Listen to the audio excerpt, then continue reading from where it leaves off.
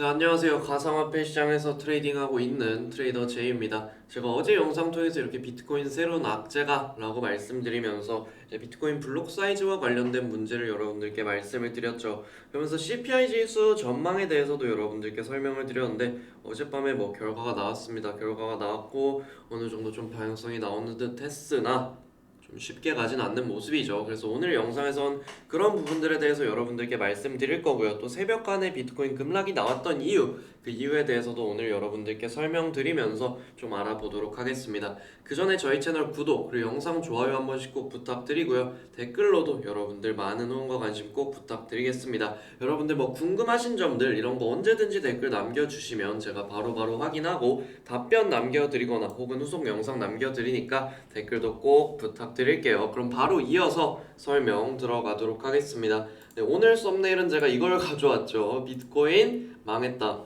라고 좀 절망적인 썸네일을 가져왔는데 뭐 일단 내용을 이어서 살펴봅시다.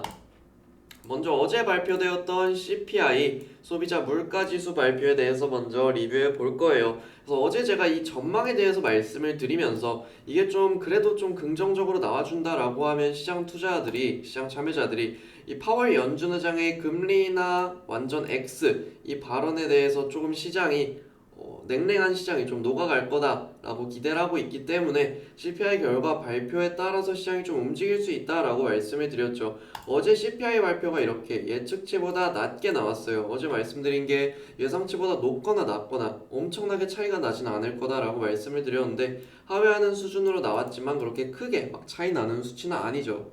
근데 이러한 부분들이 좀 시장에 긍정적으로 작용을 하면서 어제 보시면 비트코인이 네, 이런 식으로 좀 올라갔었죠. 이런 식으로 올라갔었죠. 그리고 또 이런 식으로 푹 내려앉았습니다. 시간은 뭐 바이든 미국 대통령 연설 시간 맞춰서 이렇게 됐는데 좀 시장에 나돌아다니는 정보들로는 미국에서 이제 압류했던 네, 그런 비트코인을 거래소로 옮겼다라는 그런 이슈가 돌면서 시장이 좀 무너지게 됐습니다. 그래서 이 부분에 대해서 여러분들 좀 알아볼 거예요. 지금 비트코인, 미국 정부가 가지고 있는 비트코인의 양은 이렇게 됩니다. 20만 개의 비트코인을 가지고 있고요. 총 비트코인 공급량 중에서 1%에 해당하는 물량을 가지고 있죠. 그래서 이 물량을 좀 자세히 살펴보면 2020년도 11월에 실크로드로부터 압류했던 이제 약 7만 개 가량의 비트코인과 22년 1월 비트파이넥스 해킹에 의해 압류되었던 이제 9만 개, 9만 4천 개 그리고 2022년 3월 이 제임스 종이라는 사람으로부터 압류했던 5만 개 이것도 다 실크로드 사건에서 이렇게 압류되게 된 거예요. 그래서 이렇게 해서 총 20만 개 가량의 비트코인이 미국이 가지고 있는 양인데 중요한 건 이거죠. 어제 과연 정말 이체가 됐냐, 거래소로 이체가 됐냐 그건데 이게 중요 포인트인데 네, 2023년 3월 9일 4만 9천 개의 비트코인이 이체가 됐고 밖으로 흘러나갔고 그중 9,800개 가량이 코인베이스로 입금이 됐습니다. 이거 말고는 네, 이체 내역이 없어요. 어제 나왔던 이거는 결국엔 구라다라는 거죠. 구라인데 거짓말인데 그런데도 불구하고 여전히 비트코인의 하방 압력이 강하게 작용을 하고 있고요. 어제 이런 이슈가 없었더라도 충분히 미끄러져 내릴 만한 자리긴 했어요. 하지만 제가 보는 자리는 조금 더 위의 구간을 봤던 거죠. 언제든지 무너질 수 있는 상황이었으나 제가 봤던 건 어느 정도는 반등 되돌림이 나올 것 같다 라고 봤던 건데 네, 그리고 그 구간에서 숏을 기다렸던 건데 아쉽게도 그 구간을 터치하지 못하고 이렇게 내려왔습니다. 내려왔어요. 근데 아직은 반등 되돌림이 끝났다라고는 좀 보기 어렵습니다. 끝났다라고는 보기 어려워요. 그래서 지금 흐름을 좀 살펴볼 건데 유사한 흐름이 하나가 발견이 되죠. 이때 이렇게 올렸다가 꽂혔다가 올렸다가 이 저항 뚫지 못하고 다시 내려왔던 이 경우 이게 좀 유사해요. 유사합니다. 어떻게 유사하냐? 올렸다가 꽂혔다가 그래서 다시 이렇게 해서 고개 들어 올리면 또 올렸다가 여기서 횡보하다가 또 올렸다가 이렇게 될 경우에는 굉장히 유사한 그림이 벌어지게 되겠죠. 이때는 좀 더 크기가 컸지만 지금은 좀 더 크기가 작은 그런 구조로 벌어지게 되겠죠. 이렇게 된다고 하면 결국에는 하락입니다. 하락이에요. 그러면 어떤 것들이 또 보여지고 있을까요? 어떤 것들이? 자, 또 유사한 구조가 하나 보여집니다. 그래서 저점인 것처럼 만들고 깬 거, 저점인 것처럼 만들고 깬 거, 이 위에서 지지를 받는다, 이 위에서 지지를 받는다라고 하면 위로 또 어느 정도의 반등 되돌림이 나와주겠죠. 이번 반등 되돌림은 과연 어디까지 나오게 될까요?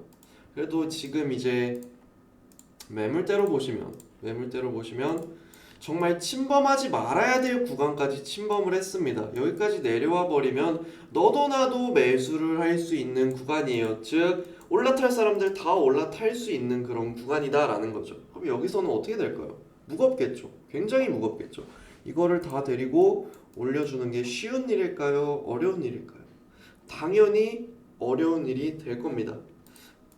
그래서 여기서 반등 되돌림이 나온다라고 하면 제가 보는 건 이런 거예요. 어쨌든 반등 되돌림이 나오면 좀 더 작은 차트에서 봅시다. 15분봉으로 봅시다. 반등 되돌림이 나오면 여기는 뚫고 반등을 주겠죠. 그럼 여기서 패턴이 하나 그려질 거예요. 뚫었을 때 그려지는 겁니다. 뚫지 못한다면 그려지지 않아요. 일단 뚫었을 때 이걸 봐야 되는 거예요.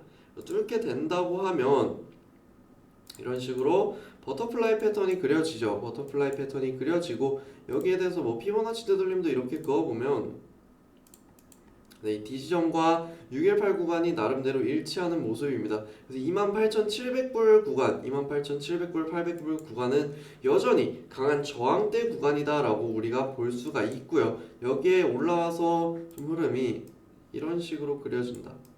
이런 식으로 어떤 흐름인지 좀 아시겠죠? 고점 이런 식으로 그려지는 이런 흐름이 나와준다라고 하면 우린 여기서 숏을 시도를 해볼 수가 있는 겁니다. 그럼 롱은 어떻게 해야 되냐? 롱은 아까 처음에 말씀드린 것처럼 이러한 구조를 본다라고 했을 때 이 구간에서 시도를 해볼 수가 있겠죠. 이 구간. 그럼 여기까지 한번 눌려주면 여기서는 롱을 받아볼만 하겠네요. 여기서는 롱을 받아볼만 하겠죠.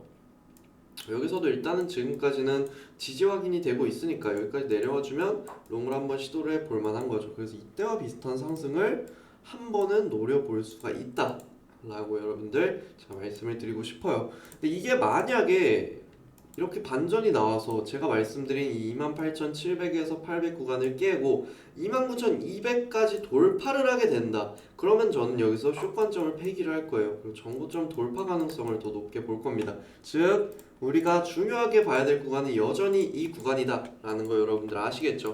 제가 어제 영상 그리고 엊그제 영상 통해서도 계속해서 말씀을 드렸습니다. 이 구간 중요하다. 계속해서 저항대가 내려오고 있고요. 저항대가 이렇게 내려오고 있고요. 지금 여기서 지지대까지 완전히 낮아졌기 때문에 여기서 저항대가 낮아져야 됩니다. 낮아져야 되고 그러면 이 구간에서는 저항을 받아야 돼요. 여기서 저항을 받지 못한다라고 하면 저항대가 여전한 건데 그러면 여기 뚫고 올라갔을 때는 이 저항대 도전하러 올라갈 가능성이 높겠죠. 여기서 이거 뚫으면은 사실상 신고점 도전하러 가는 건데 일단 첫 번째 저항까지 뚫어버리면 위험하다라는 겁니다. 그래서 숏 관점은 여기 뚫으면 29,200불 뚫고 올라가는 순간부터 좀 안 볼 거고요. 그때는 여기서 다시 내려오던지 다시 어떤 가격 흐름을 만들었을 때 숏을 볼 거예요. 일단은 여기가 첫 번째로 가장 중요한 구간이다라는 거 여러분들 봐두시면 되고요.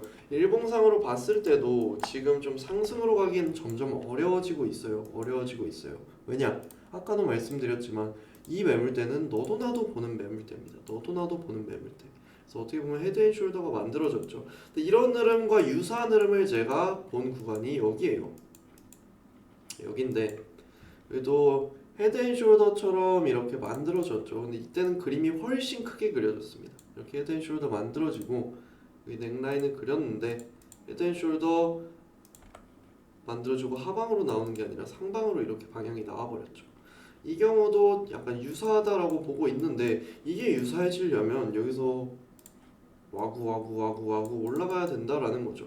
그 가능성은 조금 희박하지 않을까라고 보고 있어요. 다만 여기서 그려지고 있는 이 반전 캔들은 나쁘지가 않다라는 거죠. 그래서 단기롱은 여기서 트라이를 해볼만 하다, 시도를 해볼만 하다. 다만 이 위에서 저항을 받는지를 반드시 체크를 해야 되고요.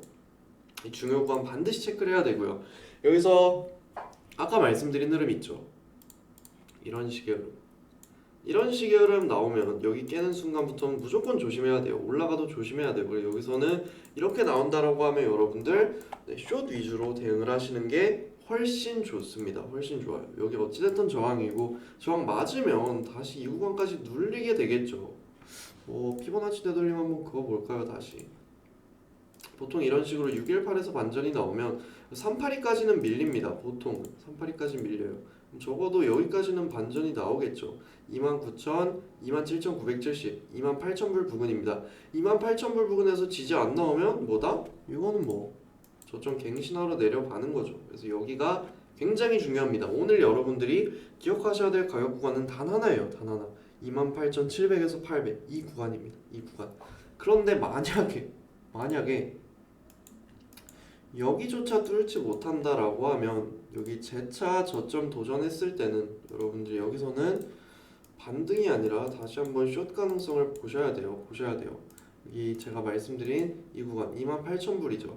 28,000불을 다시 사수하냐 아니면은 사수하지 못하냐 이게 또 굉장히 중요합니다. 올라서 준다면 여기서 롱을 트라이 해보는 거고 또 여기 기준으로는 롱이 아니라 올라서 준다면 여기서 숏을 트라이 해보는 거고 여기 기준으로는 여기 기준 잡고 한번 롱 트라이 해보는 거고 여기 깨고 내려가서 저점 다시 위협한다 하면은 다시 한번 숏 자리를 보셔야겠죠. 이런 식으로 구간 체크하시고 이렇게 변동폭이 괴랄하게 나오고 또 변동폭이 괴랄한 게 아니라 변동성이 괴랄하게 나오고 또 변동폭이 불규칙적일 때는 또 변동폭이 불규칙적이다 못해 제한적일 때는 이럴 땐 여러분들 구간만 딱 정해 두시고 그 구간에서 움직임 보고 거기서만 대응을 하시는 게 좋아요. 이런 데서 위아래 다 발라먹겠다.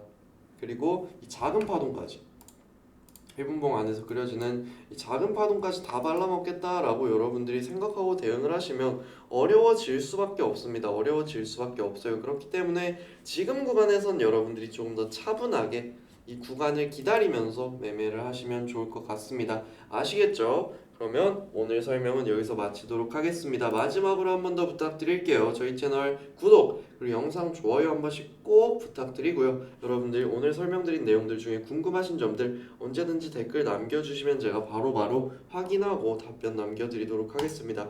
그리고 저희 채널 영상 하단 이 설명란 보시면 제가 카톡방 링크 하나 남겨놨어요. 이 링크 통해서 여러분들 메시지 주시면 제가 따로 단체방 운영하고 있는 거 제가 매일매일 브리핑도 드리고 실시간으로 브리핑도 드리고 하고 있으니까 다 무료로 입장 도와드릴 거예요. 그러니까 편하게 메시지 남겨주시기 바랍니다. 네, 오늘도 시청해주셔서 너무 감사드립니다. 저는 내일 더 좋은 영상, 더 좋은 정보로 다시 찾아뵙도록 하겠습니다.